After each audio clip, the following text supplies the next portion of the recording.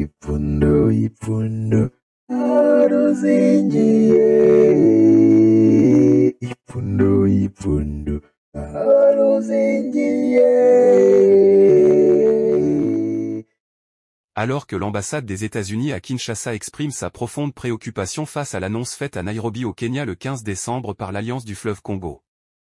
Ce groupe manifestement soutenu par le Rwanda, l'Ouganda et le Kenya, tous membres de l'EAC, comprend Corneille Nangaa et Michel Rukunda, individus sanctionnés par les États-Unis, ainsi que le M23 au Rwanda, sanctionné pareillement par les États-Unis. L'ambassadeur des USA à Kinshasa, Lucie Tanlin, sur Twitter déclare « Les menaces de l'AFC sont un affront au peuple congolais, alors qu'il se prépare à exercer pacifiquement ses droits civils et politiques consacrés par la Constitution congolaise. Nous appelons tous les acteurs sincèrement intéressés à mettre un terme au conflit dans l'est de la RDC à se conformer aux initiatives de paix régionales menées par l'Afrique, notamment les processus de Luanda et de Nairobi.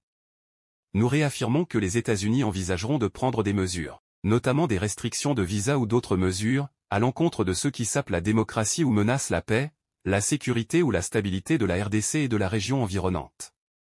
Tous les panafricanistes s'inquiètent de ces préoccupations américaines qui désignent les seconds couteaux en épargnant les principaux semeurs de troubles et seigneurs de guerre que sont Yoweri Kaguta Museveni de l'Ouganda et Paul Kagame du Rwanda. Les Africains ne sont ni dupes ni aveugles. En effet, ils constatent parfaitement que ce 15 décembre 2023, le Kenya de Ruto dans la guerre du M23 au Rwanda contre la République démocratique du Congo, devient ce que fut la Tanzanie de Nyerere le 29 septembre 1990 dans la guerre RPA Ouganda contre le Rwanda, lorsque Kanyarangwe et Barahinyura s'étaient retrouvés à Kampala, encouragés par Nyerere et invités par Fred Rwijuma, pour intégrer le FPR au service du plan de la Grande-Bretagne et des États-Unis pour amorcer l'assaut sur le Zaïre. Ils se sont assis sur deux petites chaises le temps que Rwijuma puisse convaincre Bayingana et les autres du bien fondé de mettre en selle Kanyarangwe comme président du RPA-FPR.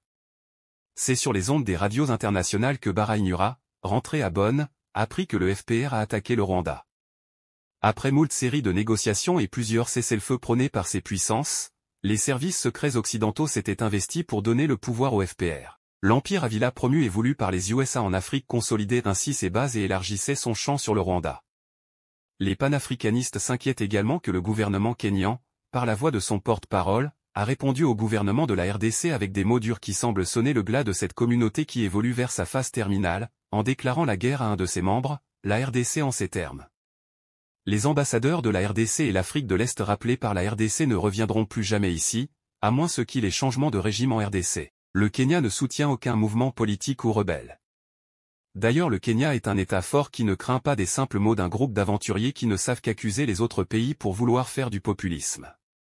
Nous n'avons donc pas des comptes à rendre ni à M. Patrick Muyaya, ni à son gouvernement. Le lundi 18 décembre prochain, nous allons mettre fin à toutes les relations diplomatiques, consulaires et sécuritaires avec la RDC en rappelant notre ambassadeur qui est en ce moment à Kinshasa. Les panafricanistes commencent à lever la voix et notre chaîne YouTube vous présente l'indignation d'un d'entre eux, le docteur Fulgence Rubayiza qui déclare ce qui suit. Ici je m'adresse aux gouvernements américains et anglais, à leurs lobbyistes et à leurs multinationales. Je leur dirai ceci. Vous avez assisté le système FPR dirigé par Kagame à commettre l'innommable au Rwanda et au Congo. Vous avez prêté main forte à Kagame et ses militaires dans le plan macabre d'exterminer les Tutsis pour enfin mieux exterminer les Hutus au Rwanda et au Congo. Le M23 est un mouvement terroriste qui est devenu une machine à tuer à l'est du Congo. À ma grande surprise, je découvre de plus en plus que le haut commandement du M23 ne se trouve pas à Kigali mais à Washington, dans la Maison Blanche. Kagame n'est qu'un lieutenant souvent indiscipliné qui veut occuper la place de son maître. C'est pourquoi il est en train d'être écarté pour être remplacé par le président Ruto du Kenya.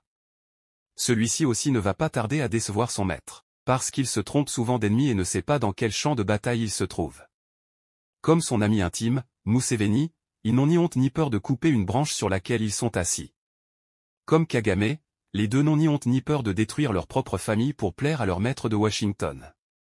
Pour leurs propres intérêts et les intérêts de leur maître, ils n'ont pas honte de détruire une si belle communauté économique des pays de l'Afrique de l'Est. Une communauté qui était très utile à leur peuple. Mais leurs intérêts d'abord, les peuples après. Dans leur petite ruse, pour tromper les gens naïfs de la communauté internationale, ils viennent de rebaptiser le M23 en lui donnant un autre nom de Alliance Fleuve Congo, AFC. Mais finalement ce sont les mêmes danseurs. Une danse macabre dans le sang des innocents. Ils ne connaissent qu'une seule chanson appelée génocide et épuration ethnique.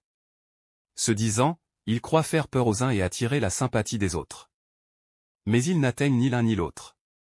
Ils deviennent plutôt la risée de tout le monde, puisqu'une telle chanson est devenue périmée et démodée. Toujours vous, anglo-saxons, je vous le répète.